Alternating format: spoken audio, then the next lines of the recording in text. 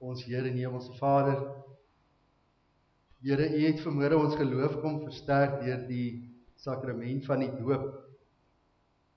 Maar Here, so wil U ook ons geloof kom versterk deur U woord. Vanmôre wil ons vra, Vader, dat U U woord vir ons bekend sal maak. Dat wanneer ons die woord lees, ons dit sal hoor, dat ons die woord sal oordink. Maar Here, dat U woord ook vir ons lewend sal wees in ons daaglikse lewe. En daarom vra ons, Here, as ons vanmôre met die woord besig is, open ons harte, open ons denke. Ons bid dit in die naam van Jesus Christus. Amen. My broers en susters, ons gaan vanmôre 'n gedeelte saam lees uit die woord van die Here. Ek wil vra dat u Bybels maar so lank sal oopmaak. Vanmôre se prediking gaan so 'n bietjie anders werk. Ons gaan so deur die preek gaan ons na die verskillende teksgedeeltes kyk. As u by die huis kom, is u baie welkom om die hele gedeeltes, Hosea 24 en ook 1 Konings 18 in geheel deur te lees. Maar ek gaan vanmôre net enkele gedeeltes so deur die loop van die preek, gaan ek dit vanmôre saam met u lees. My broers en susters, in hierdie stadium weet u dat ons hierdie jaar 'n tema het in die gemeente en die tema is glo. En dat ons hierdie jaar graag by die basiese beginsels van geglo en geloof wil uitkom. Soos dit hulle in Engels sal sê, ons wil bietjie teruggaan back to the basics.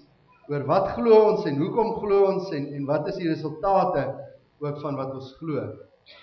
Nou as ons vanmôre begin, my broers en susters, dan dink ek kan 'n mens net weer 'n bietjie saamvat om die vraag te vra, maar wat beteken dit om te glo? En ek dink ons kan vanmôre vir mekaar sê dat as ons vir mekaar sê dat ek glo, dan beteken dit is dat jy jou hoop en jou vertroue op iets op iemand in die lewe sal stel.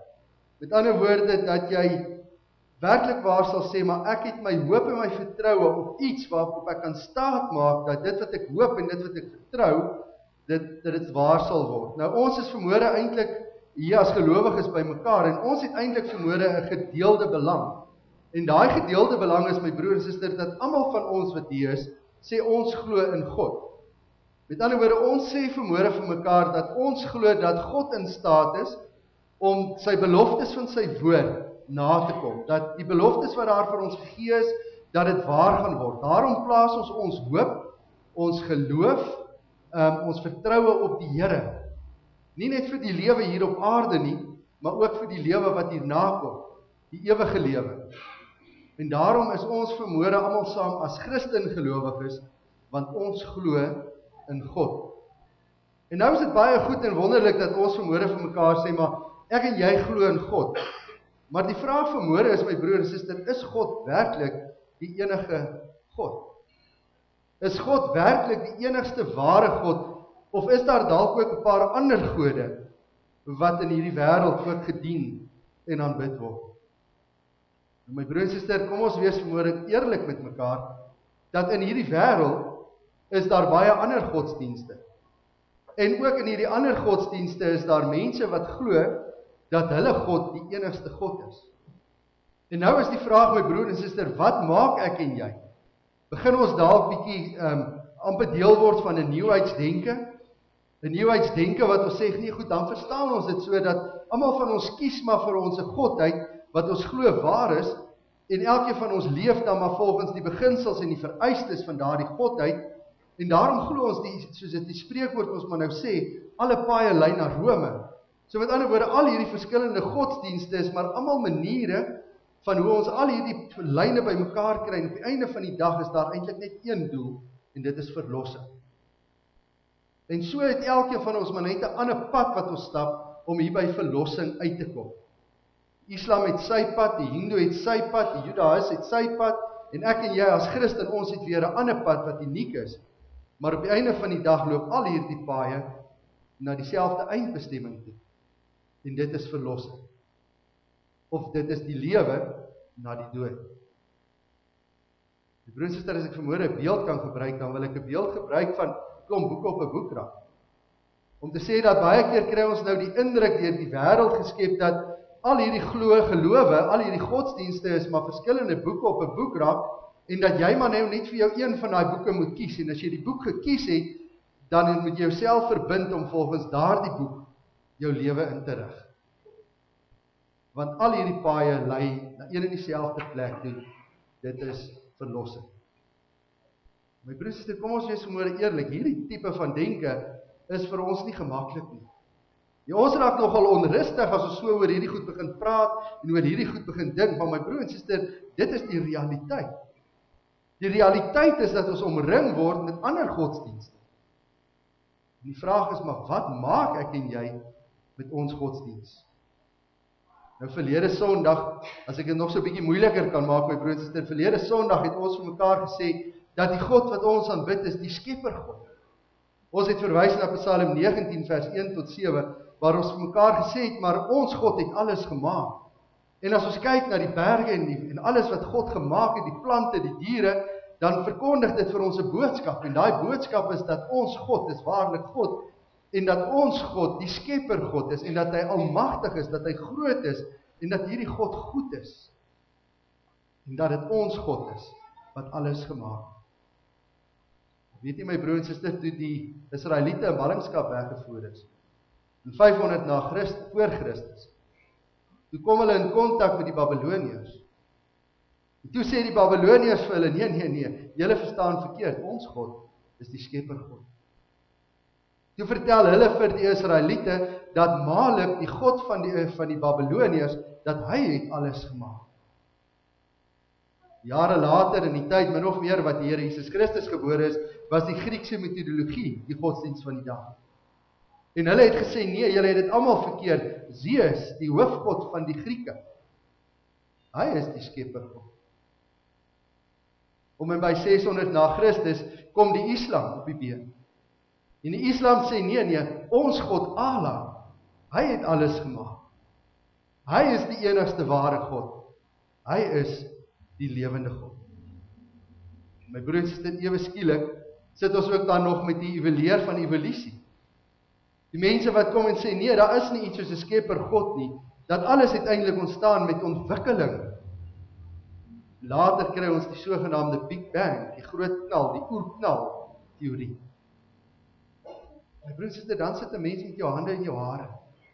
Want dan begin jy vir jouself die vraag vra, maar wat sê ek nou? Is my God werklik waar dan die enigste lewende God? Is my God dan die God waarin ek kan glo om te sê net hy en hy alleen? Wie het dan nou die waarheid hier? Watter een van hierdie godsdienste is er dan regtig so dat almal van hulle lei dan op die einde van die dag na dieselfde einddoel, die verlossing van die mense? Maar my broer en suster en liewe kinders, om so akkommoderend te wees, om so te gaan sit en te sê, ons vat al hierdie godsdienste en ons sit alles in een mandjie, en ons sê, almal van is maar gelyk, en almal is op pad na dieselfde eindbestemming. My broer en suster, is eintlik iets wat in my en jou gedagtes nie eers mag wees nie. Inteendeel, ek wil so ver gaan om te kom en te sê, dit hoort nie eers oor ons lippe te kom nie. Want my broer en suster, ek en jy weet, dat ons God is die enigste lewende God. Dat my en jou God is die enigste ware God. Ja, hy is die Skeppergod. Hy is die ewige God. Ja, nie die God van die Islam nie die God van die Hindu nie die God van die ou wat sy voorvaders bo in Afrika vereer nie. Nee, my en jou God. Die God wat hierdie wêreld gemaak het, die God wat sy seun uit die wêreld gestuur het, die God wat die Heilige Gees in ons lewe kom uitstort het. Hy is die enigste ware lewende God. Nou kan jy vanmôre vir my kom sê, "Joh, maar Bennie, in die begin het jy ons koppe nou eers die mekaar gemaak en nou wil jy met 'n oortuiging vanmôre vir ons kom sê dat ons God is die enigste lewende God. Hoe kan jy dit sê op grond van wat? Hoe gaan jy dit bevestig? Hoe gaan jy dit bewys?" Broer en suster, op twee maniere. Eerstens uit die woord van die Here. En in die tweede plek deur my en jou lewe. En daarom wil ek vanmôre my broer en suster uit die woord van die Here twee verhale met u kom deel. Twee verhale wat u baie goed ken. Maar twee verhale wat juis gekonfronteer word, waar ons gekonfronteer word met die vraag: wie kies jy om te dien? Die eerste gedeelte waarna ek verwys my broer en suster is Josua 24 vers 1 tot 28. Nou die boek Josua my broer en suster bestaan eintlik uit 24 hoofstukke uit. Nou hierdie hoofstukke, 24 hoofstukke, gaan eintlik daaroor hoe dat Josua die Israeliete in hierdie beloofde land, die land Kanaan, dan nou inlei. Want die Here het ons hulle bevry uit Egipte en die Here het vir hulle gebring by hierdie nuwe land, 'n land van melk en honing, wat die Here reeds aan hulle voorvaders beloof het dat dit hulle land sal wees. En in hierdie boek lei Josua dan hierdie bevolking in hierdie nuwe land in, en dan sien ons hoe dat die stamme ook verdeel word en elkeen van hulle kry 'n bepaalde grondgebied binne in hierdie omgewing. En daarom kom Josua en dan gaan deel hy 'n groot deel van sy boek daarin om te sê vir Israel, julle moet dankbaar wees, want dit wat julle het, hierdie grond wat die Here vir julle gegee het, gee die Here vir julle as 'n gawe. Julle verdien dit nie, die Here gee dit vir julle as 'n gawe. En dan vanuit hoofstuk 24 vers 2, sien ons hoe dat Josua gaan en dan vat hy so 'n stukkie van die geskiedenis om vir hulle te bewys dat dit wat hulle het, is iets wat die Here vir hulle gemaak het. Ja, hy begin om verhale uit die verlede. Hy begin onder andere, dan verwys hy na die verhaal van Abraham. Ja, Abraham se pa se naam was Terah geweest.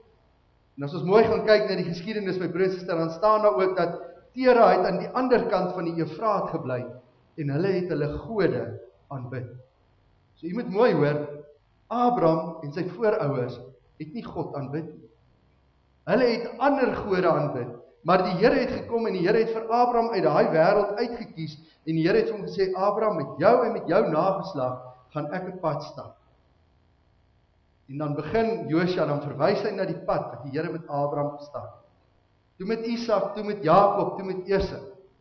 Dan verwys hy na die gedeelte waar hulle in Egipte as slawe was, saam met Moses en Aaron, en hoe dat die Here vir Moses en Aaron gebruik het om hulle uit Egipte uit te lei, deur die woestyn vir 40 jaar, en daarna na die beloofde land toe. Dan staan dit vir my so mooi, my broer en suster, in vers 8, daarso sê die Here, toe het ek julle gebring na die land van die Amoriete, wat oos van die Jordaan gewoon het. Hulle het teen julle oorlog gemaak, maar ek het hulle in julle mag oorgegee, sodat hulle land in besit kon neem. Ek het hulle uitgeroei om vir julle plek te maak. Dit is my so mooi, my broer en suster, dat die Here vir Israel sê, maar Israel, julle het dit nie verdien nie. Ek het die oorlog vir julle gewen.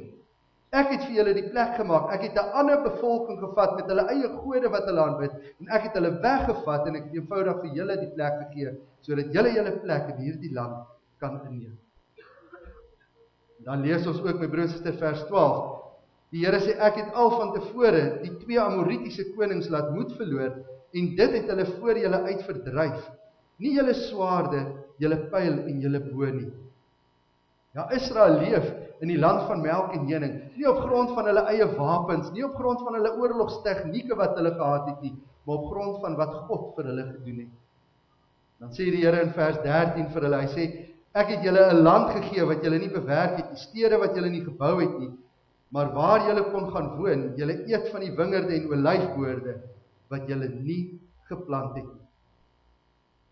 My broer en suster, dan vra mens, maar hoekom het die Here dit gedoen? En die antwoord is eenvoudig, want dit is die God wat die verbond met Abraham gemaak het.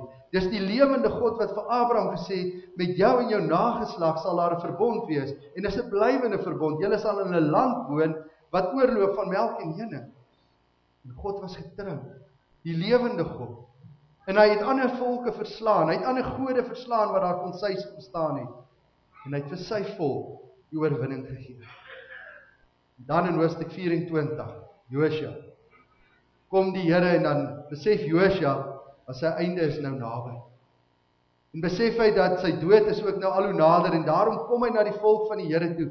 En dan sê hy vir hulle, volk van die Here het ons tot nou hiertoe gebring. Nou is dit tyd dat julle 'n keuse moet maak. Nou het die tyd aangebreek dat julle moet kies wie julle moet dien. Kom ons lees vers 14 tot en met vers 15. Betoon dan nou eerbied aan die Here en dien hom met opregtheid en met trou. Sien af van die gode wat julle voorvaders aanderkant die Eufraat en in Egipte gedien het, en dien die Here. Of as julle dit nie goed vind om die Here te dien nie, kies vandag wie wil julle dan wil dien. Die gode wat julle voorvaders gedien het aanderkant die Eufraat, of die gode van die Amoriete in wie se land julle woon. Wat my en my familie betref, ons sal die Here dien. Broers en susters, Israel kan kies. Israel kan kies, hulle kan kies of die voorvaders se gode, hulle wat aan die ander kant die Eufraat gedien was, of die gode van Egipte toe hulle slawe was, of hulle kan gaan en hulle kan die afgode van die Amoriete gaan dien, of hulle kan die God gaan dien, wat in die verlede vir hulle gewys het, deur groot ingrype en deur wonderdade, dat hy 'n ware en 'n lewende God is. Hulle kan kies wie hulle moet dien. Dan kom Josua en dan antwoord Josua, dan sê Josua vir hulle, wat my en my gesin aanbetref, ons kies om die Here te dien. En hoekom kies Josua om die Here te dien? My broers en susters, op grond van die verlede. Op grond van die verhale wat hy saam met hom gedra het, die verhale wat hy as 'n kind gehoor het, en wat hy as 'n leier saam met hom gedra het, toe hy die volk die beloofde land ingelei het. Op grond van daai verhale, daai getuienisse, is daar by Josua net een keuse. Hy kies om die Here te dien, want die Here is die enigste lewende God wat daar is. Natuurlik sien ons dat die logiese keuse wat Israel natuurlik gemaak het, is Israel sê, ons gaan die Here dien. Ja, onthou, hulle is ewe skielik omring met ander gode wat daar konseis bestaan. Hulle is omring met ander mense wat ander gode dien. Maar Israel kom en Israel sê, nee, ons kies. Ons sal die Here dien. Dan kom Josua, dan sê Josua vir hulle, maar my volk, dit gaan van julle vra verbintenis. Want dit help nie net julle kom sê met julle mond dat julle die Here dien nie. Dit gaan vra dat julle daarvolgens lewe. Dat julle met 'n oortuiging sal lewe dat God waarlik die enigste God is. Kom ons lees hierdie gedeelte, vers 19 tot 24. Maar Josua het vir die volk gesê, julle kan nie die Here dien nie. Hy is 'n heilige God. Hy is 'n God wat onverdeelde trou eis en julle opstandigheid en sonde nie sal vergewe nie. As julle die Here verlaat en julle dien vreemde gode, sal hy wat aan julle goed gedoen het teen julle draai en rampe oor julle bring en 'n end aan julle maak. Die volk het vir Josua gesê, nee, ons sal die Here dien. Toe sê Josua vir die volk, julle is self getuies daarvan dat julle gekies het om die Here te dien. En hulle antwoord, ons is.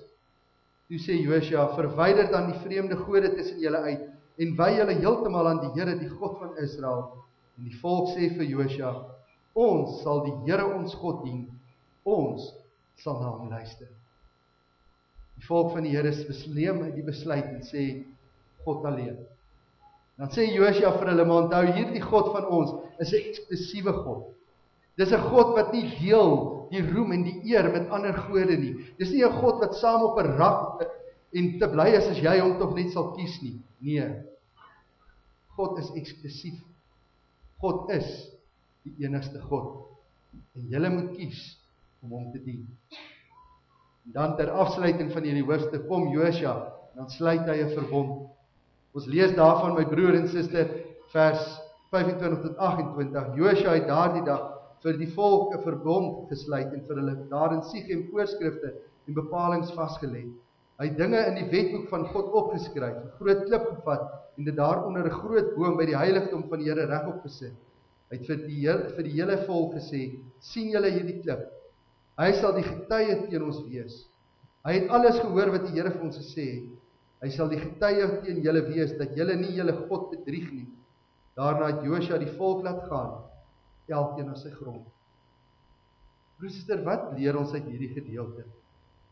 Broer, suster, ek dink die eerste ding wat ons vanmôre vir mekaar moet sê is, God gee vir my en jou ook die keuse. En die God van Josua, die God van Abraham, die God van Moses, die God van Jakob, so kan ons noem, my broer en suster, is ook die God wat ek en jy aanbid. En weet jy, hierdie God het nog nooit verander nie. Dis die God wat ons in die Bybel van lees, wat hy sê, ek is 'n jaloerse God. Met ander woorde, ek is 'n God wat sê, jy kies net vir my, maar jy kan nie leef met my aan die een kant en die gode van hierdie wêreld aan die ander kant nie. Jy kan ons nie almal gelyk stel nie, want dis of ek, of niks. Jy kies of vir my, of jy is teen my. Daarom is my vraag vanmôre, my broer en suster, wie kies jy? Maar daar is nog 'n verhaal wat ek vanmôre met u wil kom deel, my broer en suster. En dis die gedeelte uit 1 Konings 18, vers 21 tot 39. Met ander woorde, wat Josua gedoen het, is, Josua het teruggegaan na die verlede toe, en op grond van die verlede het hy gesê, kom ek wys vir julle, daar's een God, en dis die God van Abraham, dis die God wat ons moet aanbid. Nou kom ons in 1 Konings 18, vers 21 en verder. Nou my broer en suster, ook hier kry die volk van die Here 'n keuse. Waar daar pertinent, soos in Josua geval vir hulle gesê word, julle kan kies wie wil julle hê, julle God moet wees. Ons lees in vers 21, Elia het voor die hele volk gaan staan en gesê, hoe lank hou julle aan met die hink op twee gedagtes? As die Here God is, volg hom. Maar as dit Baal is, volg hom. Die volk het hom nie 'n woord geantwoord nie. Die volk van die Here kom voor die keuse. Elia sê vir hulle, Israel, julle moet kies. Onthou, hierdie is nou 'n paar jaar later, maar nou moet Israel kies. Wie kies hulle om te dien? Kies hulle die God van Abraham of kies hulle die Baal afgode om hulle dan nou te dien? Op hierdie stadium, my broer en suster, is dit baie duidelik dat Israel het nie regtig geheel en al hulle rug op die Here gedraai.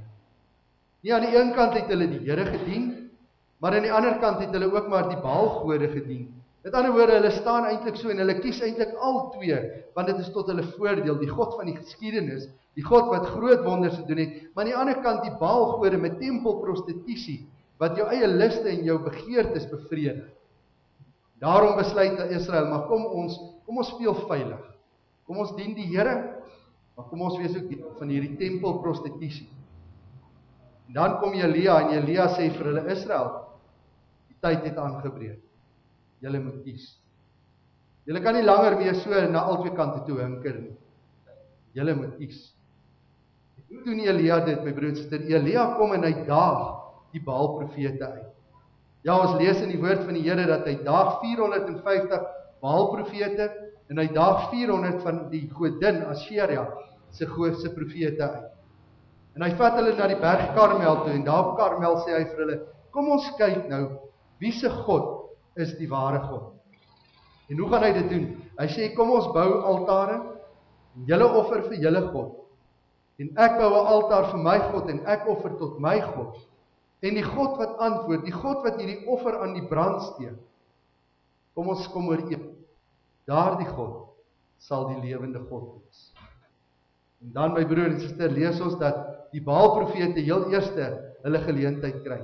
Ek wil graag vir u lees vanaf vers 26. Vers 26, hulle neem toe die bil, dis nou die Baalprofete, hulle neem toe die bil wat hulle laat kies het, en maak hom gereed. Hulle bid toe tot Baal en roep van die môre af tot die middag toe. Baal antwoord ons, daar was nie 'n geluid van hom af nie. Niemand het geantwoord nie. Hoe hulle ook al vir Baal gedans het by die altaar, wat hulle gemaak het. Die middag het Elia begin spot. Roep harder, hy is ons God. Miskien is hy diep in gedagte of gou 'n bietjie uit of op reis. Of dalk slaap hy en moet hy eers wakker word. Toe roep hulle nog harder. En soos altyd kerf hulle stikkend met swaarde en spiese, dat die bloed oor hulle loop. Tot die namiddag het hulle aangehou te kere gaan. En teen laatmiddag, die tyd vir die aandoffer, was daar nog geen geluid nie. Niemand het geantwoord nie. Daar was geen reaksie nie. Broeder Elia waag dit. En as ek hierdie verhaal lees, dan word my eie geloof so klein. Want Elia waag dit. Elia sê, kom ons kyk, hier is 'n offer. Bid dat julle gode antwoord. En hulle dans, hulle sing en naderhand sny hulle self dat die bloed loop. Maar daar is nie 'n woord nie. Niemand antwoord nie. En dan is dit Elia se beurt. Kom ons gaan lees wat het Elia gedoen. Vers 30 tot 38. Toe sê Elia vir die hele volk, kom staan hier by my. En hulle het almal by hom gaan staan. Toe het hy die stikkende altaar van die Here weer reggemaak. Hoor mooi, die stikkende altaar, want Israel het die Here se altaar verwaarloos. Hulle het nie meer offers gebring nie, want die offers van die heidene was vir hulle beter gewees.